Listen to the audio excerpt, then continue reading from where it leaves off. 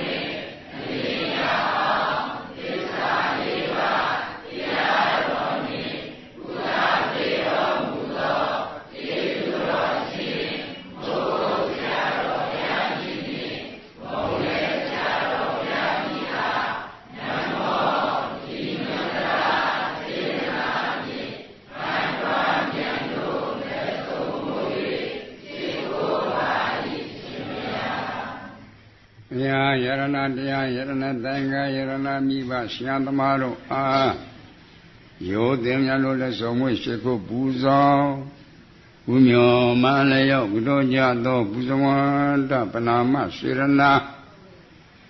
တရားပညာဝိရိယတို့ကြောင့်မိတော့အလိုရှိရတောင်းတအပ်သောမအိုမတိအမြဲနေသောနိဗ္ဗာန်တော်၎င်းဒုက္ခခါသိမ်းချောင်းခြင်းရာပြည့်သောနိဗ္ဗာန်တော်၎င်း1500ကိလေသာနဲ့ချုပ်ရငြင်းရတင်ရပြသောနိဗ္ဗာန်တို့၎င်းမိမိတို့ယခုအာထုတ်ဆက်ဖြစ်သောဝိပဿနာဉာဏ်သည်လင်းဉာဏ်စွာမဉ္ဇဉ်သို့ကျေစုပြုနိဗ္ဗာန်တို့မျက်မှောက်ပြုလနိုင်ကြသည်ဖြစ်စေ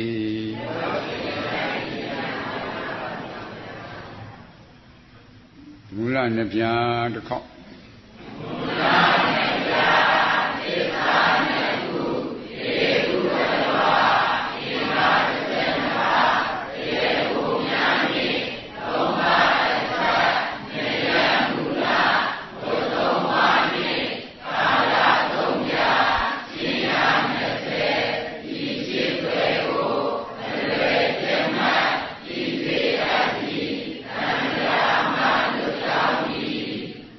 နမောတတ္တဘဂဝတောအရဟတောသမ္မာသမ္ဗုဒ္ဓတ္တ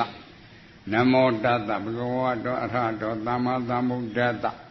နမောတတ္တဘဂဝတောအရဟတောသမ္မာသမ္ဗုဒ္ဓတ္တတရားနာတယ်တရားအထုတ်တယ်တရားလေ့လာတယ်ဆိုတော့မိမိခန္ဓာမှာရှိတဲ့တရားနဲ့အသိဉာဏ်နဲ့ထပ်သွားဖို့လိုတယ်နော်မှန်ပါဗျာ ရှိတဲ့နေရာဆိုတာအာယုံနဲ့တွားတာတိုင်းတဲ့ပေါ်လာတဲ့ခန္ဓာ၅ပါးကိုပြောတာနော်မှန်ပါဗျာအာယုံဆိုတော့ယူပါယုံတတ်တာယုံကန်းတာယုံရတာယုံဖက်ပေါင်းဓမ္မယုံပေါ့မှန်ပါဒွါရဆိုတာမျက်စိအကြည့်နာအကြည့်နှာခေါင်းအကြည့်လျှာကြည့်ကိုယ်ကြည့်မနှော့ကြည့်ပေါ့မှန်ပါအရဲ့သုံးတော့ယုံနှစ်ခုတိုက်တန်းဆရာဝိညာဉ်မပေါ်လာမှန်ပါဗျာမျက်စိအကြည့်ရှိရယူပါယုံအစင်မတန်လားတိုင်းပါဗျာမြင်သိစိတ်မပေါ်လားပေါ်ပါဗျာငါမြင်လားမြင်သိစိတ်မြင်သိစိတ်ပါဗျာနာအကြည့်ရှိတော့အတန်မတက်လားတိုင်းပါဗျာကြားသိစိတ်မပေါ်လားပေါ်ပါဗျာငါကြားလားကြားသိစိတ်ကြားသိစိတ်ပါဗျာနာအကြည့်ရှိတော့အနတ်မတက်လားတိုင်းပါဗျာဂာဏဝိညာဉ်မပေါ်လားပေါ်ပါဗျာနာသိစိတ်နော်မှန်ပါလျာအကြည့်ရှိတော့ချိုးချေဆက်ရတာ၆ပါးမတင်လားစာတိစမပေါ်လားကာယအကြည့်ရှိတော့ပထဝီဖွတ်တတ်ပါဒေဇောဖွတ်တတ်ပါဝါယောဖွတ်တတ်ပါမတင်လားသုတိစိမပေါ်လားမနောအကြည့်ရှိတော့ဓမ္မောင်တက်တယ်နော်ကြံတိစမပေါ်လားသူတွေငါရဟုတ်ကြလားနာအကြည့်ရှိတော့အတန်တက်တယ်နော်ကြာတိစိလို့မောဘူးလား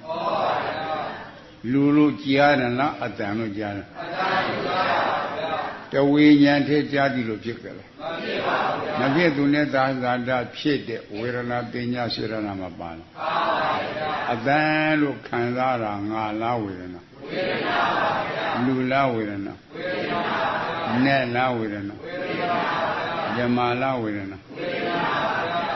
အတန်လို့မှတ်တာလူတဲ့ဇမာလားပညာခံစားနေအောင်စစ်စောရမှတ်နေအောင်ဆိုသူငါလားစေရနာဝေဒနာတင်ညာစေရနာသုံးခုပေါင်းတော့နာမခန္ဓာ၄ပါးမကြည့်လားဒီ၄ပါးပြည့်စုံမှကြာတိတိဖြစ်တာနော်လူနဲ့မြမလားနာမခန္ဓာ၄ပါးတောတအကြည်ကလူဟုတ်ကြလားအတန်ကလူဟုတ်ကြလား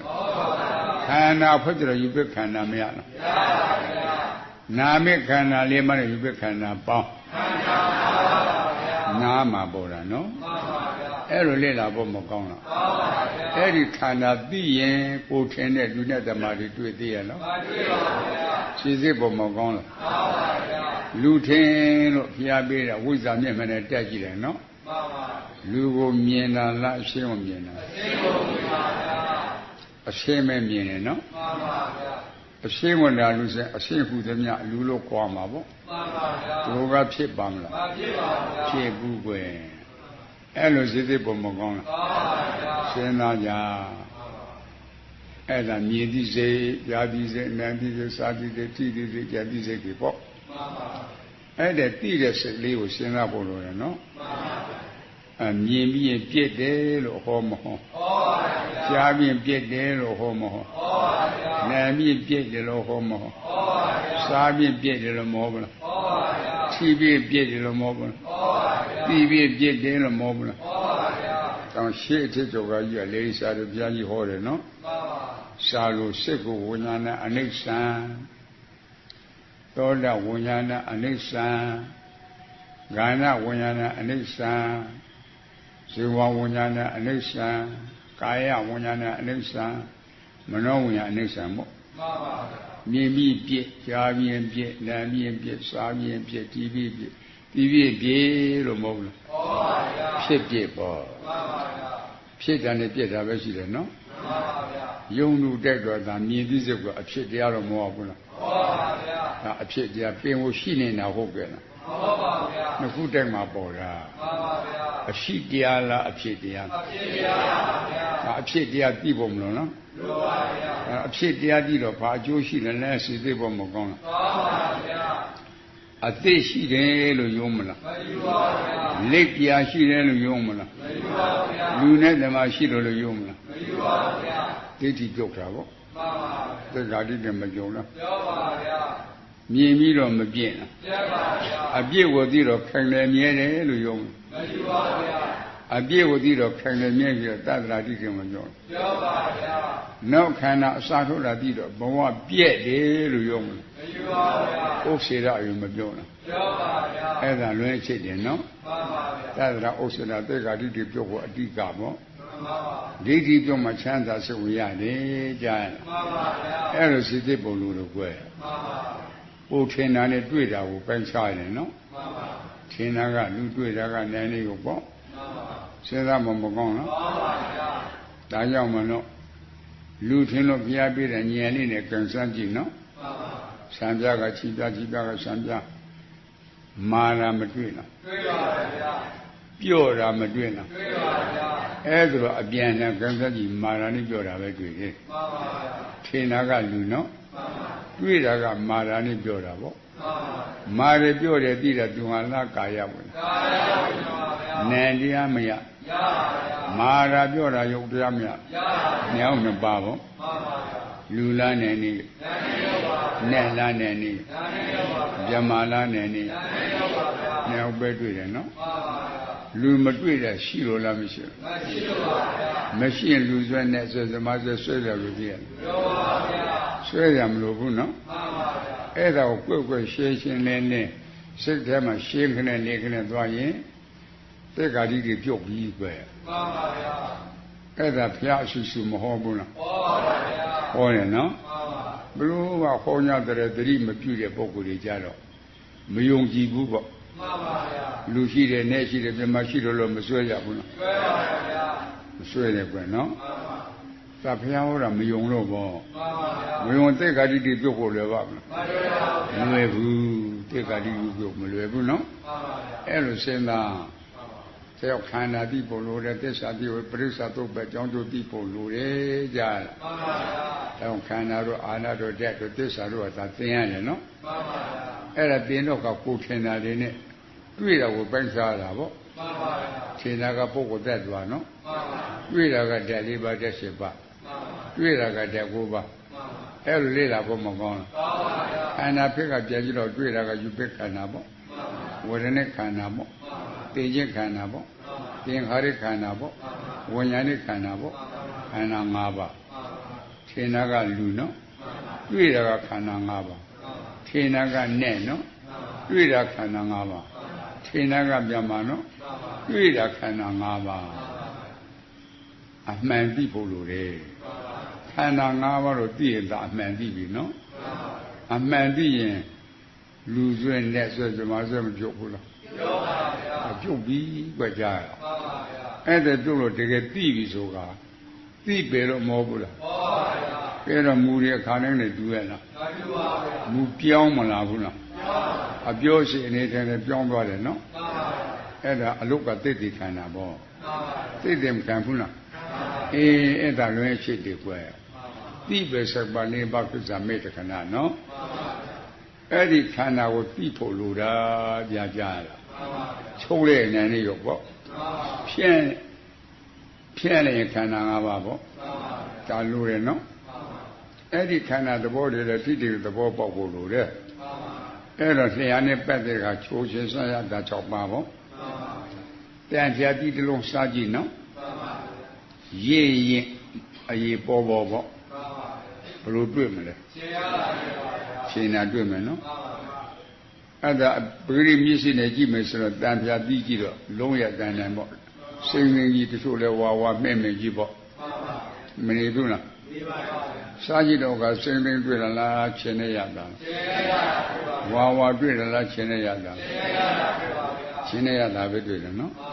အဲ့ဒါချင်းနဲ့ရတော့မျက်စိနဲ့ကြည့်မြင်ပါမလားမမြင်ပါဘူးဗျာနားထောင်ကြည့်ရတွေ့ပါမလားမတွေ့ပါဘူးဗျာနည်းကြည့်ငါတွေ့ပါမလားမတွေ့ပါဘူးဗျာရှာနေကြတော့မသိနိုင်ဘူးလားသိနိုင်ပါဗျာပုံပန်းတန်တဲ့အကောင်ကျဟုတ်ကြလားမဟုတ်ပါဘူးဗျာသဘောအနေနဲ့မထင်ရှားဘူးလားထင်ရှားပါဗျာအဲ့ဒါချင်းနဲ့ရတော့ကြည့်တာဇေဝဝဉာဏ်နဲ့တရားပေါ့မှန်ပါချင်းလျှာကြီးချင်းရတာကယုတ်တရားပေါ့မှန်ပါဗျာညောင်းနှစ်ပါးတန်ဖြာတိလားနဲ့နေရောမှန်ပါဗျာဒါနဲ့ပဲတွေ့တယ်နော်တန်ဖြာတိဘာဖြစ်လို့မတွေ့တယ်မရှိလို့ပါဗျာမရှိလို့နော်မှန်ပါဒါမရှိရင်စွဲကြလို့သိရတယ်မလို့ပါဗျာတွေ့တဲ့တရားကနန်းနေုံနော်မှန်ပါယုတ်တရားကြီးကလည်းဖောက်ပြန်ပြီးတော့မပြည့်ပြည့်ပါဉာဏ်တရားတည်ပြီးတော့မပြည့်ပြည့်ပါအစွဲခံရလားမခံပါဗျာအစွဲမခံဘူးကွယ်မှန်ပါအဲ့လိုလေ့လာဖို့မကောင်းလားမှန်ပါဗျာအဲ့ဒါနားလေအောင်လို့ပြတာဟောရတာမှန်ပါထ他那路的啥好像是不对，不不嘛你的讲了表了喏，那路累了不么讲了，现在在东地上的边上，不买到地上不喏，不买到地上的奶油不，东地上的单票地不，对那个单票地那年里，他就是单票地没对了，没吸引不如说么呢？单票地没对了，没吸了喏，没吸摔了路的，用气不如了，单票地没吸路个吸了。那个些呢，也蛮个些呢，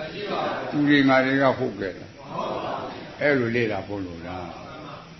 他用考虑个家的没啥别用的家，你说安南达了没考了，咱说雅虎那了没考了，切的比切大路了没考了，考没啥别白了，白不能。还得背着来了，是的不么讲了？你说安南那么听了，西的那么有了，这样背着年龄呢更上去了，不能那么对了，人家讲A那么对了，不然我那得做不，A的地下得做不，不然 A的地下中央那干样问，干样问人家年纪没有，不然 A 的个有点没有，那我们办不？路拉年龄，南拉年龄，人马拉年龄，你说安南拉年龄，对，路来没对，南来没对，人马来没对，你说安南那个对对了，啊，这怎么对的？那你说安南那么西部是对的，啊，超差不如啊对的干的，哪有个对的干的呢？龙老干不？在南屋的地，你说安南那路考了没考不了？考也到了，你说安南路摔了血了，洗了没洗白过？考了没考不了？没了的，当时米把这个拿没背了，没这个把这拿完了，米把背的拿没了，拿嘛几年过喏？没考还背不了，这哎考过不让背不了。天天有啥我背的？这累了几了，哪有不对的？天哪里对的？没洗了不？没洗不能说么呢？路路考，两路地，两路考，两路地，边马路考，两路地不？哎，路累了不么讲？哎，当然切的，现在也看到俺吧，穷人那里有，哎，在哪个地方看到地方了？看那破了喏，这啥破了喏？哎，咱乱吃的不坏，没呀地的不过呀，人家比他不是个啥比哦，看那破。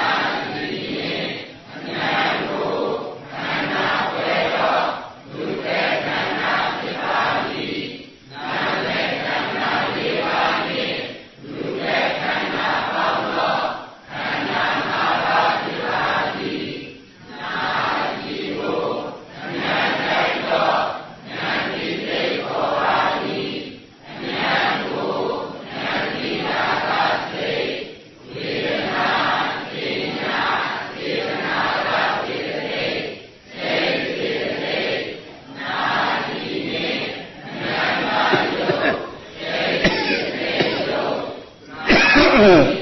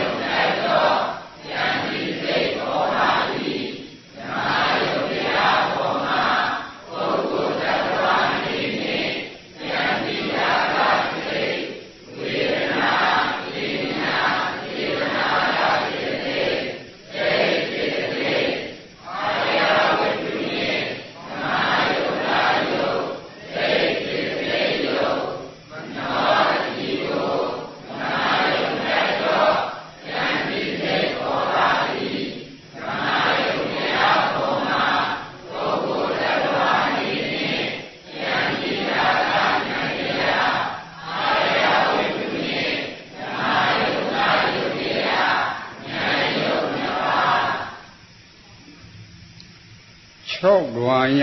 ခန္ဓာဖွဲ့ကြည့်တော့လူအစာသာနဲ့အစာသာဓမ္မအစာသာတိရစ္ဆာန်အစာသာပြိတ္တာအတူတကယ်အစာသာတွေ့နလားခန္ဓာ၅ပါးတွေ့လူနဲ့ဇမတက်တော့မတွေ့တာရှိလို့လားမရှိလို့လားမရှိရင်လူဆွဲနဲ့ဆွဲဇမဆွဲကြပြီသိတယ်နော်တွေ့တဲ့တရားကလူနဲ့ဇမလားခန္ဓာ၅ပါးဤခန္ဓာ၅ပါးပဲပုံပဲရှိတာနဲ့စစ်ပုံမကောင်းဘူးယူပဲခန္ဓာဖက်သဘောရှိတယ်နော်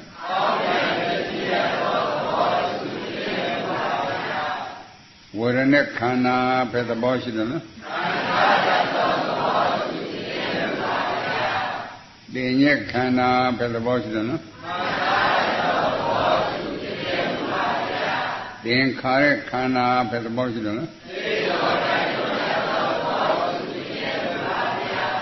ဝိညာဉ်နဲ့ခန္ဓာဖက်သဘောရှိတယ်နော်ဒီခန္ဓာ၅ပါးကမြင်ပြီးရင်ပြည့်ကြားပြီးရင်ပြည့်နားပြီးရင်ပြည့်စားပြီးရင်ပြည့်တီးပြီးရင်ပြည့်တီးပြီးရင်ပြည့်ဆိုတော့ခန္ဓာ၅ပါးတွေ့တယ်နော်မရှိတာတွေ့မရှိပါဘူးမရှိရင်ဘယ်လိုဆွဲမလဲဆွဲရပါဘူးလူနဲ့ဓမ္မတက်တော်ကအစကတည်းကမရှိချင်းကြောင့်ဆွဲရလို့သိရလားမတော်ပါဘူးဗျာရှိတယ်ဆိုတဲ့ခန္ဓာကဖြစ်ပြီးတော့မပြည့်ဘူးပြည့်ပါဘူးအဆွဲခံရလားမခံပါဘူးတို့ဆိုတဲ့ဂါတိတွေပြုတ်တာပေါ့မှန်ပါဗျာတဲ့ဂါတိတွေပြုတ်တဲ့ပုဂ္ဂိုလ်ကာယကံနဲ့ပတ်သက်တဲ့အကုသိုလ်ဝစီကံနဲ့ပတ်သက်တဲ့အကုသိုလ်မနောကံနဲ့ပတ်သက်တဲ့အကုသိုလ်ပြုံးမလားမပြုပါဘူးဗျာမပြုတော့ဘူးပဲနော်တောင်လွင်းရှိကခန္ဓာပြုံးလို့ဟောရတာကြားလားမှန်ပါဗျာအဲ့ဒီခန္ဓာ၅ပါးလွတ်လို့တရားရှိကြပွားကြတရားရှိရလားရှိပါဗျာအဲ့ဒါထက်ကလေ့လာမယ်နော်မှန်ပါဗျာအဲ့ဒါလွင်းချစ်ဒီကွကြားလားမှန်ပါဗျာမျက်စိဘောက်ကရှားကြည့်နားဘောက်ကရှားကြည့်နှာခေါင်းကရှားကြည့်လျှာဘက်ကရှားကြည့်ကိုယ်ကာယဘက်ကရှားကြည့်မနောဘောက်ကရှားကြည့်ခန္ဓာပဲတွေ့မယ်နော်မှန်ပါဗျာဒါယုံကြည်ဖို့မလိုဘူးလားလိုပါဗျာအဲ့ဒါကိုသိရမယ်တရားတွေကွယ်နော်မှန်ပါဗျာဒါသိဖို့မလိုဘူးလားလိုပါဗျာသိမှဒါကိုထင်းတဲ့လူစဲနဲ့ဆိုပြမဆွဲပင်နေမှာပေါ့မှန်ပါဗျာမသိပင်နေမှာမလားမပင်ပါဘူးအေးအဲ့ဒါလွင်ချက်ဒီကွယ်ကြားလားမှန်ပါဗျာအဲ့လိုစစ်ဖို့လိုတယ်နော်မှန်ပါဗျာဒါကြောင့်လက်တွေမြစ်တွေအပြင်ကိုထင်တာနဲ့တွေ့တာကိုပိုင်းခြားဖို့လားပေါ့ညာတပညာပိုင်းခြားလို့သိပါမဟုတ်ဘူးလားဟောပါဗျာကဲလက်တွေမြစ်တွေရှားကြအောင်ဆိုကြားလားမှန်ပါမြင်တာကိုတင်ညာဖုံးတယ်တင်ညာကိုတင်ငါရှင်းမှတင်ငါกินမယ်လို့မဟုတ်ဘူးလားဟောပါဗျာမြင်တာကအရှင်းတဲ့ကိုမြင်တာနော်မှန်ပါဗျာတင်ညာကလူပေါ့မှန်ပါတင်ညာကနဲ့ပေါ့မှန်ပါတင်ညာကပြမပေါ့မှန်ပါလေ့လာဖို့မကောင်းဘူးမှန်ပါဗျာဝိပန္နာတအနေနဲ့အမှန်မှန်ပါလားမှန်ပါဗျာလူလူအမှန်မှားတယ်နဲ့လို့အမှန်တယ်ပြမလို့အမှန်မှားတယ်နော်မှန်ပါတင်ညာဝိပန္နာတပေါ့မှန်ပါအမှန်မှားတော့အတိမမှားလားမှန်ပါဗျာအတိမှားတော့အယူဆမမှားလားမှန်ပါဗျာဒိဋ္ဌိဝိပန္နာတပေါ့မှန်ပါဗျာလေ့လာဖို့လိုတယ်နော်မှန်ပါဗျာအဲကြောင့်လက်တွေမြစ်တွေအပြင်တရားပေးတဲ့လူထင်လို့ဝိဇ္ဇာမြင့်နဲ့တက်ကြည့်ရင်လူကိုမြင်မလားအရှင်းဝင်မြင်အရှင်းဝင်ပါဗျာအရှင်းလူဟုတ်ကြလားမဟုတ်ပါဘူးဗျာဒါခန္ဓာဖွင့်ကြလို့ယူပခန္ဓာမရနော်မရပါဗျာအဲ့ဒါယုံနဲ့ပတ်တဲ့ယူပခန္ဓာတရားကြီးကချောင်းတဲ့မြင့်တဲ့မှာရေမြုပ်ကြီးကဲ့သို့ရေမြုပ်ကြီးကဲ့သို့ဆရာတော်တပည့်တော်မောလားဟောပါဗျာရေမြုပ်ကဲ့သို့တည်းကွယ်ရှင်းရှင်းလင်းတကယ်မြင်မယ်ဆိုရင်ယာကစေဒေါသစေမောစေတွေဖြစ်ခွင့်ရပါမယ်မရပါဘူး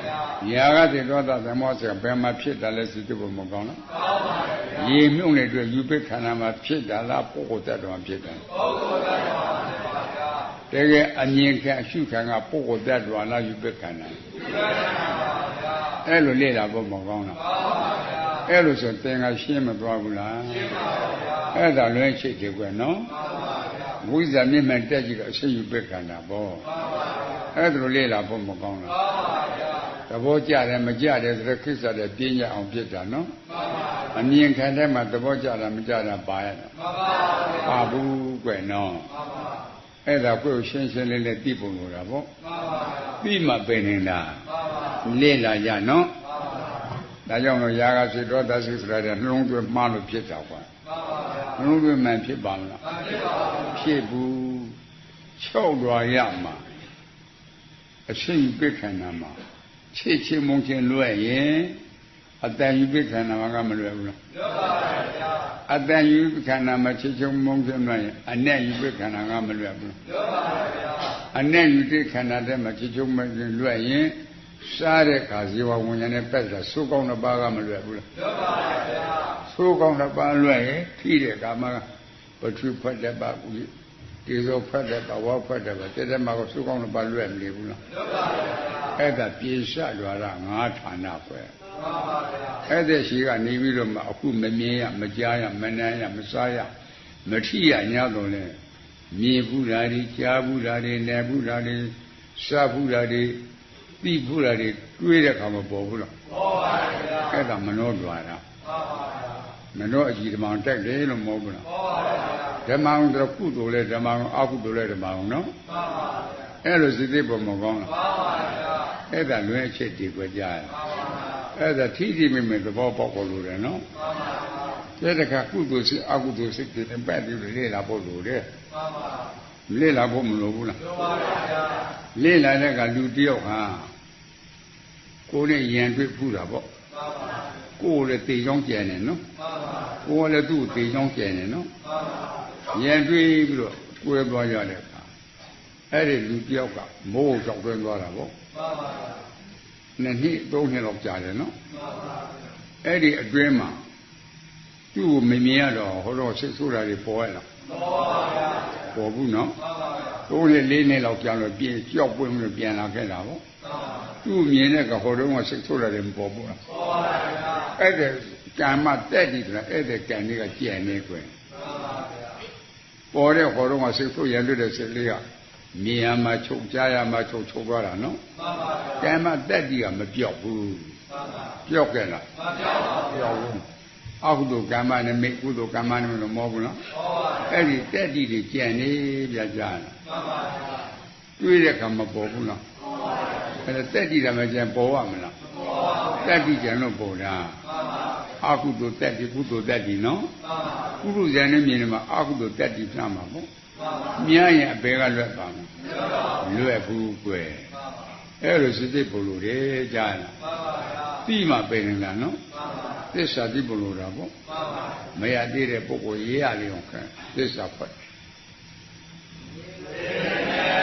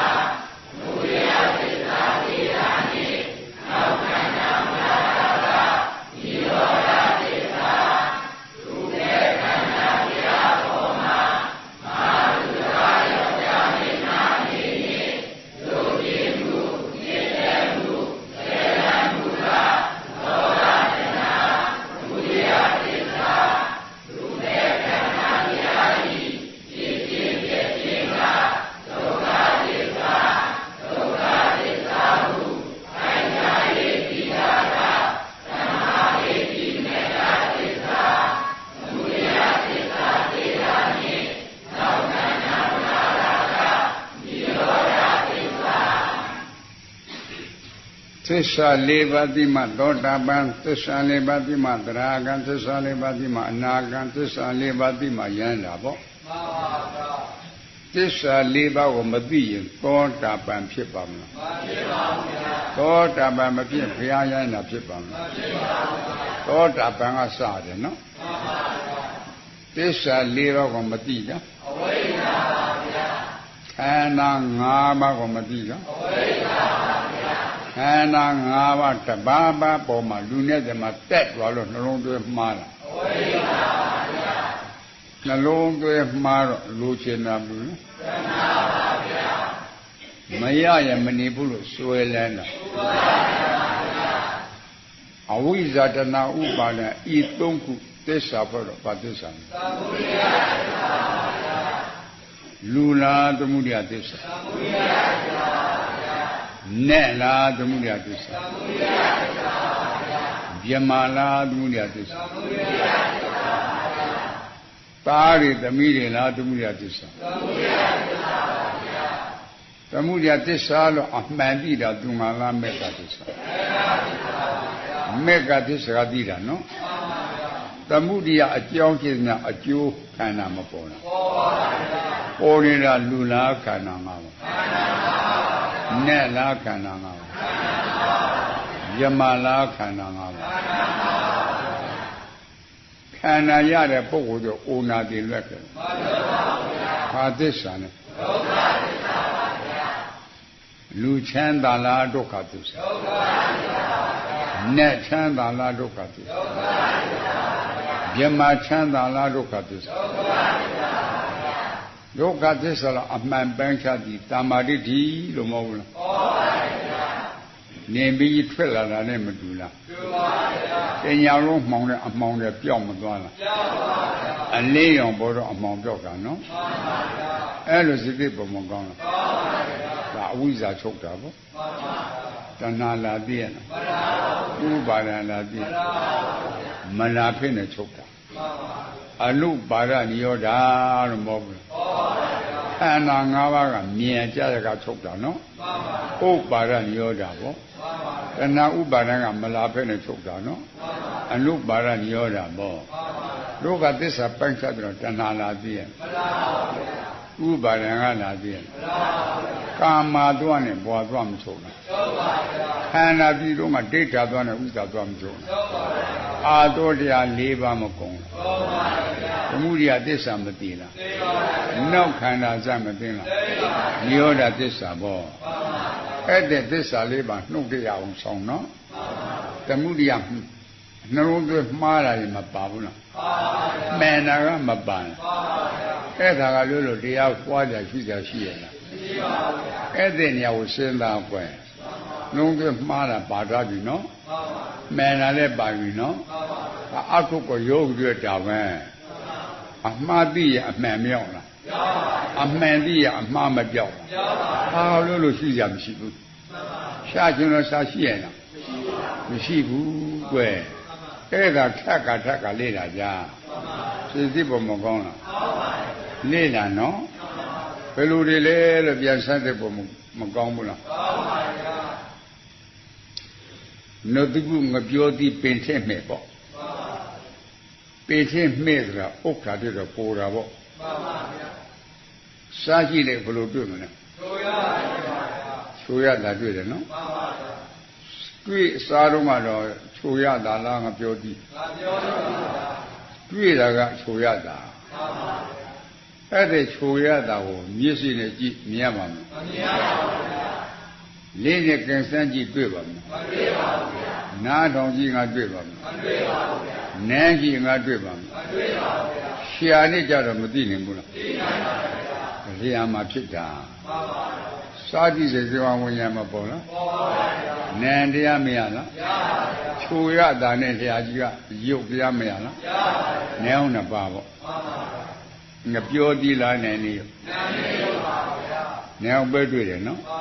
ငါပြောကြည့်ဘာပြောတော့မတွေ့တာမရှိပါဘူးဗျာအဲ့ဒါမရှိရင်မရှိဘူးလို့ယုံကြည်ဖို့မလိုလားလိုပါဗျာယုံကြည်ငါပြောကြည့်အနေနဲ့ဆွဲကြလို့ရလားမလိုပါဘူးဗျာစစ်ဖို့မကောင်းလားကောင်းပါဗျာတွေ့တာကငါပြောကြည့်လားနန်းနေနိုင်ပါဗျာ Now better, no? I'm a trade, I'm a shilo. Machine for the swimming.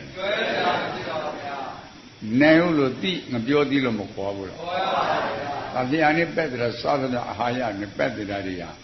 Now, the Tabiadilo call. Now, the Majidilo call.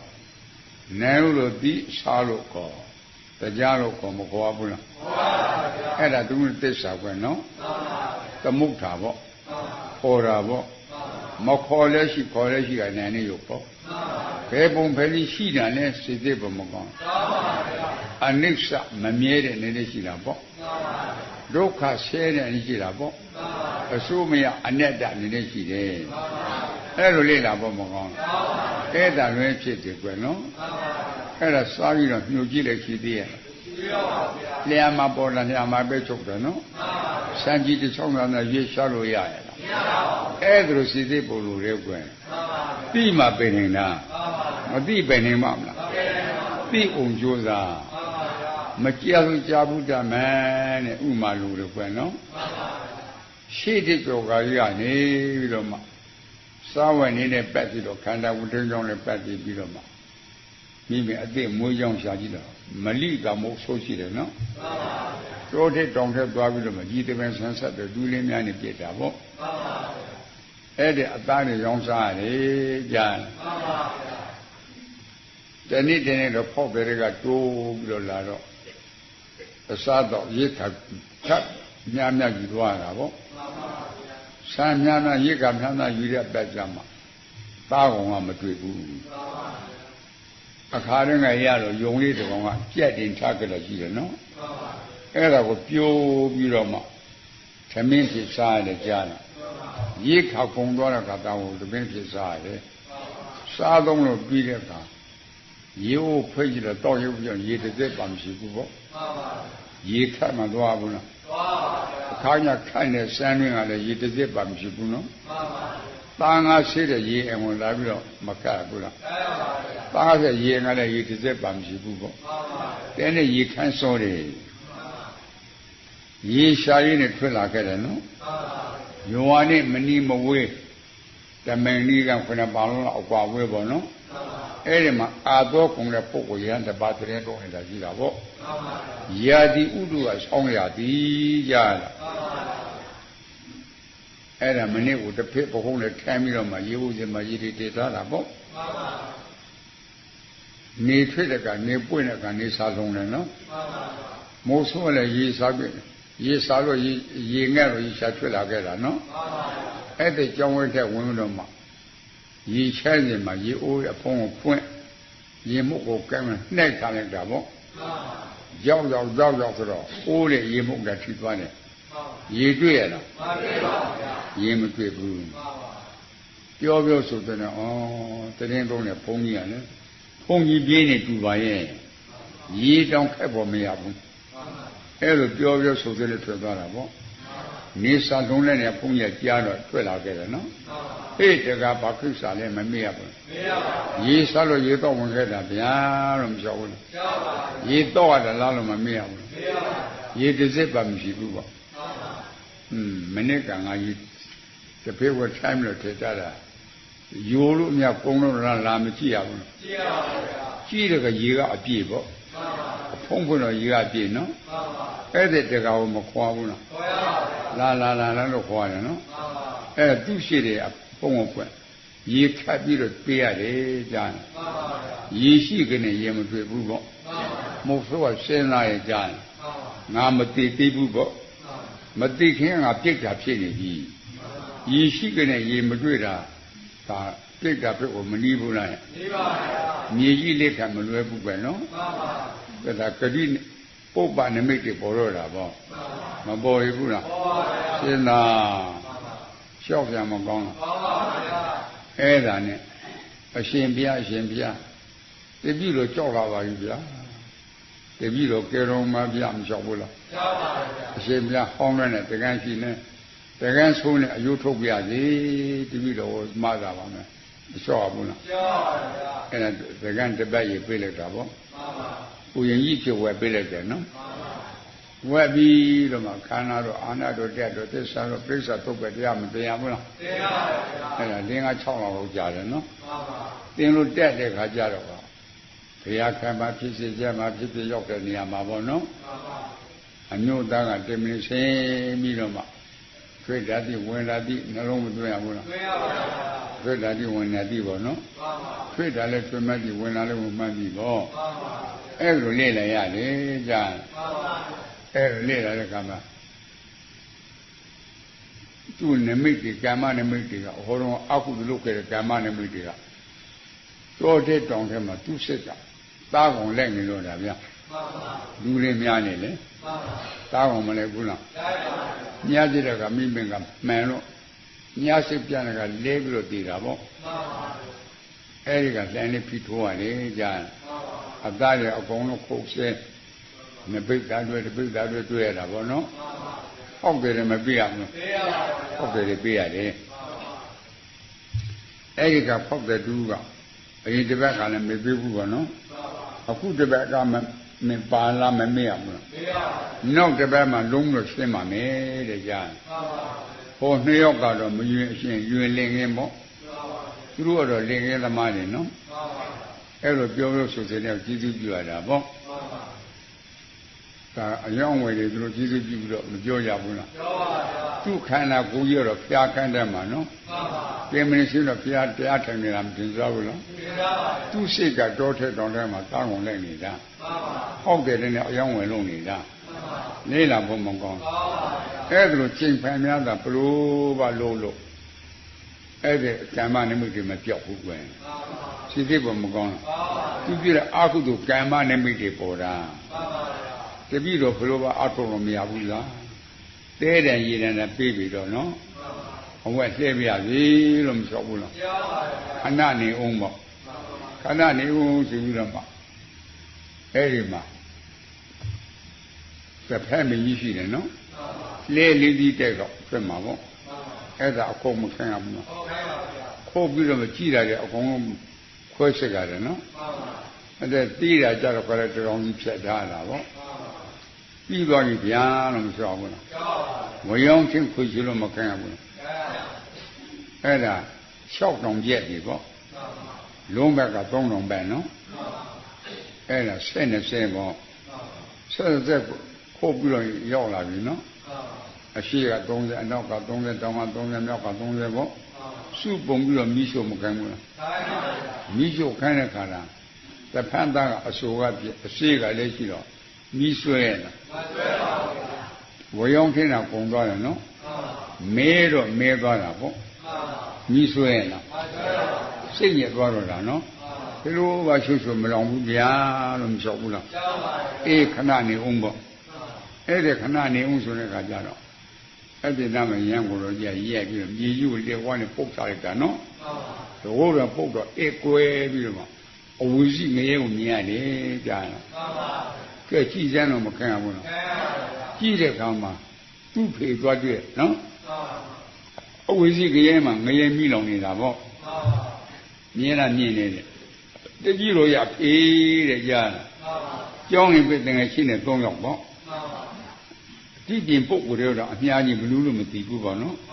ငရဲမိလောင်နေတာကဲမင်းအဝက်ထဲတော့မခံရဘူးနော်ခံရပါဗျာသူ့ရှိတယ်အိုးဆုံးပြီးတော့ရှိတယ်ငရဲမျိုးတကိုးတော်နဲ့ရွေးတာလေဝါထက်ရောက်လာခဲ့တာပေါ့တဖန်တန်လေးကြီးတဲ့ထဲကို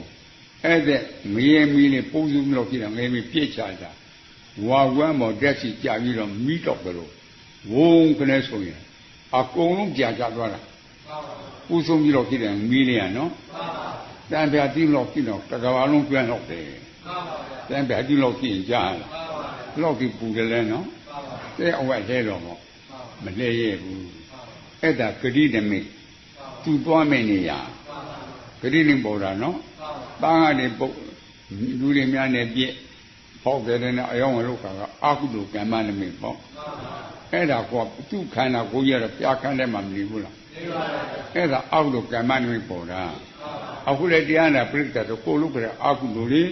ဝိပဿနာဉာဏ်မြင့်ဉာဏ်နဲ့မြင်တဲ့နိမိတ်တွေပေါ်မှာပေါ့ကုသိုလ်နဲ့အာကုသိုလ်လူတယောက်မှာအာကုသိုလ်နဲ့ကုသိုလ်ဘယ်ကမျှမလဲ လူလောင်မြည်ကြီးလက်ခံမလွန်ရဲတော့သိချတယ်ကွာအောက်တို့ကမ္မနိမိတ်တွေပေါ်မယ်စီစစ်ပေါ်မကောင်းလားကျောင်းကံဘုရားကိုသွားပြီးတော့မှတရားဝါသနာရှိတဲ့ပုဂ္ဂိုလ်တွေဥပုသ်ဆောင်ဝါသနာရှိတဲ့ပုဂ္ဂိုလ်တွေအဲ့ဒီကကြတော့ဟာဘုရားတို့သေခါနိစေတမှာဂတိနိမိတ်တွေကမ္မနိမိတ်တွေပေါ်တယ်နော်ဥပုသ်ဆောင်တာလည်းမမြင်ဘူးလားအဲ့ဒါလည်းပုဂ္ဂိုလ်ရှင်ရအဖို့တဲ့ရက်ပေါ်မှာနေလို့တယောက်ကတရားစာကိုဖက်လို့နားထောင်လို့ကြားလာစဉ်းစားမကောင်းလားကိုယ်ဒုက္ခတန်းခါတယ်မပေါ်ဘူးလားကျောင်းမှာဝေယဝုစာလုပ်ထားတယ်မပေါ်ဘူးလားအဲ့ဒါကုသိုလ်တရားတွေကွနော်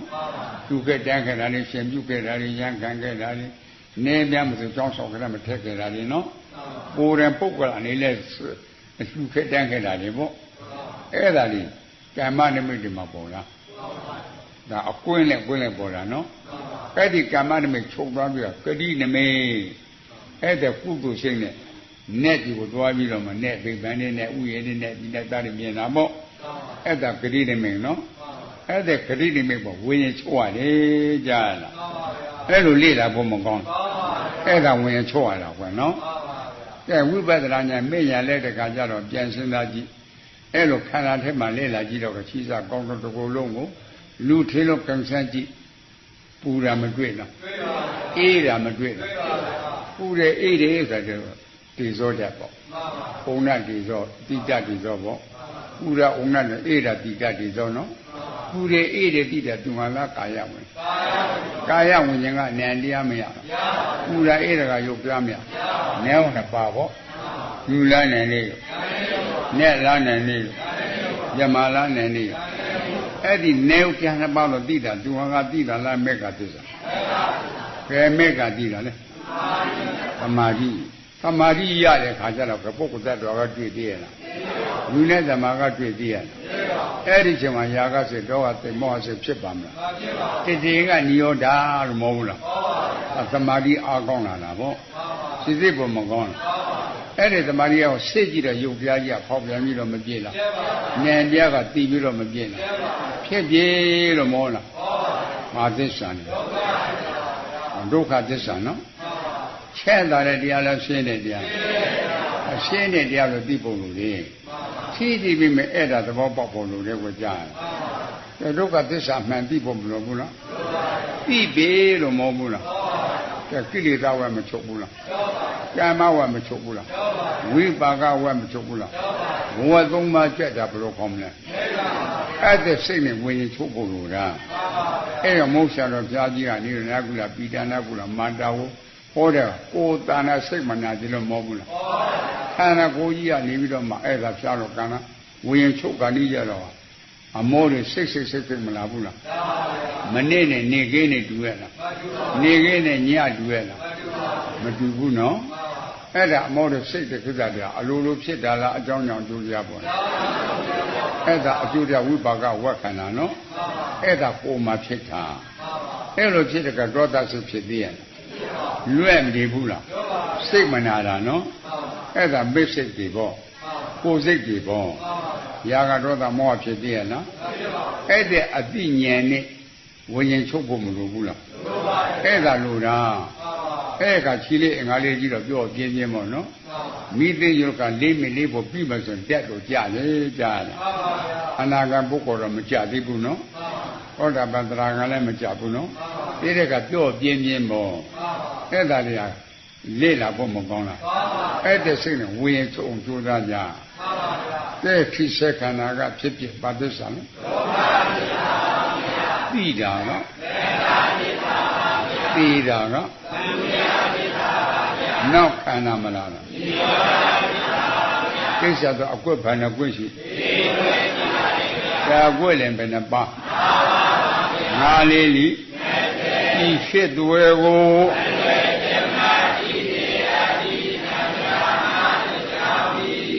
ဒီမာယဓမ္မာနုဓမ္မပရိပတ္တိယဒီလောကုတ္တရာတရားဘုပ္ပအားလျော်သောကျေဝပฏิပတ်ဖြင့်ဘုဒ္ဓမြတ်စွာဘုရားကိုဥစေမိ ဒုက္ခသစ္စာသိတဲ့ဉာဏ်ဖြင့်ပူဇော်ပါ၏အရှင်ဘုရား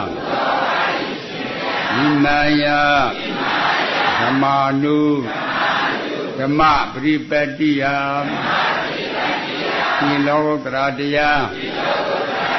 ဘုပအလျော်သောကျေဝပฏิပတ်ဖြင့်ဓမ္မတရားတော်မြတ်ကိုဥစေမိဒုက္ခသစ္စာသိတဲ့ဉာဏ်ဖြင့်ပူဇော်ပါ၏အရှင်ဘုရားဣမာယဓမ္မာနုဓမ္မပရိပတ္တိယဒီလောကရာတရားဘုပအလျော်သောကျေဝပฏิပတ်ဖြင့်တန်ခံတန်ဃာတော်အရှင်မြတ်ကိုဥစေမိ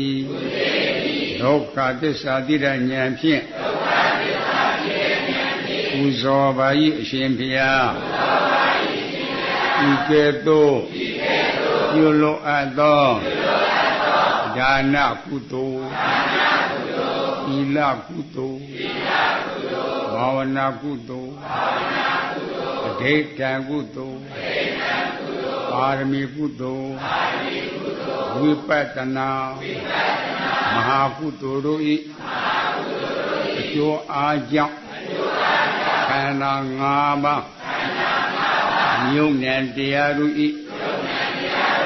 မဖြစ်ဝေးစွာချုပ်ငြိမ်းရပါလို့၏အရှင်ဘုရားသောကုသိုလ်၏အကျိုးကိုလေးမိခင်ဖခင်ပြည်သူရှင်တို့အား၎င်းနာမတိကသန္တရာမှစ၍တော်ဆက်ခဲ့ပုသောမိခင်ဖခင်ပြည်သူရှင်အပေါင်းတို့အား၎င်းအာစရိယာနိစ္စဆရာသမားတို့အား၎င်းဝိမာတံဒိဋ္ဌာနိစ္စတရားနာစီဝေတုကြွားရောက်လာကြကုန်သောတရားနာပရိသတ်တို့အား၎င်းညီမြေတနည်းပြည့်ရှင်မင်းတို့အား၎င်းမရေတနည်းယမမင်းတို့အား၎င်းကိုယ်ဆောင်နဲ့အိမ်ဆောင်နဲ့ကျောင်းဆောင်နဲ့ဓမ္မယုံဆောင်နဲ့ဘုံမစိုးနဲ့ယုတ်ကစိုးနဲ့အာဂတစိုးနဲ့တော်ဆောင်နဲ့တောင်ဆောင်နဲ့ရွာဆောင်နဲ့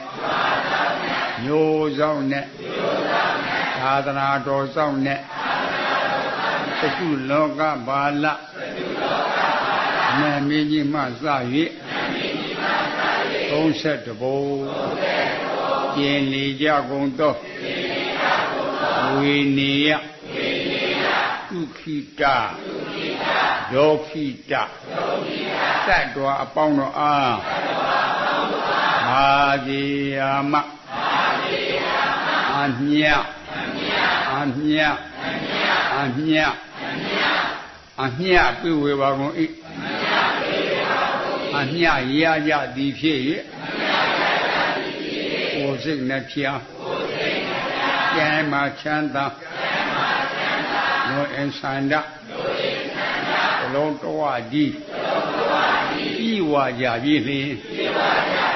ဒီတော်ကောင်းတရားကျိုးစားပွားများအာထုတ်နှံလွယ်ကြသည်ဖြစ်စေ